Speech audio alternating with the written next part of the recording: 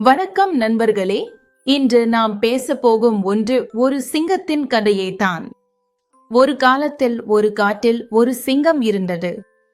அது எப்போதும் விலங்குகளை வேட்டையாடி பயமுறுத்திக் கொண்டே இருந்தது. அப்படி இருக்கும்போது எல்லா விலங்குகளும் சிங்கத்தின் அருகில் வந்தன. அவர்கள் சிங்கத்திடம் சொன்னார்கள், நாங்கள் ஒவ்வொரு நாளும் ஒரு விலங்கினை உனக்கு உணவாக அனுப்புவோம். நீ மற்றவர்களை யாரையும் தொந்தரவு செய்யக்கூடாது. சிங்கம் அதற்காக ஒப்புக்கொண்டது. அடுத்த நாள் எல்லா விலங்குகளும் சேர்ந்து ஆலோசித்து ஒரு முயலை சிங்கத்தின் அருகே அனுப்பினார்கள். முயல் சிங்கத்தின் அருகில் சென்றது. பிறகு அது சிங்கத்திடம் சொன்னது, நாங்கள் 5 முயல்கள் இங்கே நனந்து வந்து கொண்டிருந்தன. அப்படியே ஒரு சிங்கம் வந்து என்னுடன் இருந்த 4 முயல்களையும் கொன்றது. நான் மட்டும் தப்பிக்க முடிந்தது. அந்த சிங்கத்தை இப்போதே கொல்வேன் என்று கோபத்துடன் சிங்கம் கூறப்பட்டது.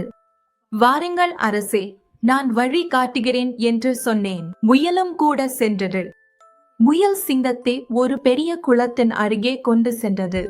முயல் குளத்தில் தெரிந்த சிங்கத்தின் பிரதிபலிப்பை பார்த்து, இதுதான் நான் சொன்ன சிங்கம் என்று சொன்னது. அதை கேட்டதும் குளத்தில் தெரிந்த சிங்கத்தை வெல்ல வேண்டும் என்று சொல்லி சிங்கம் குளத்தில் பாய்ந்தது. அப்படியே சிங்கம் தண்ணீரில் மூழ்கி போனது.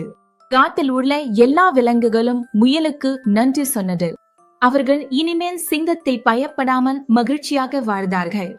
நண்பர்களே, நீங்கள் கவனித்தீர்களா? நாம் புத்தியை பயன்படுத்தினால் பெரிய பிரச்சனைகளையும் சமாளிக்க முடியும்.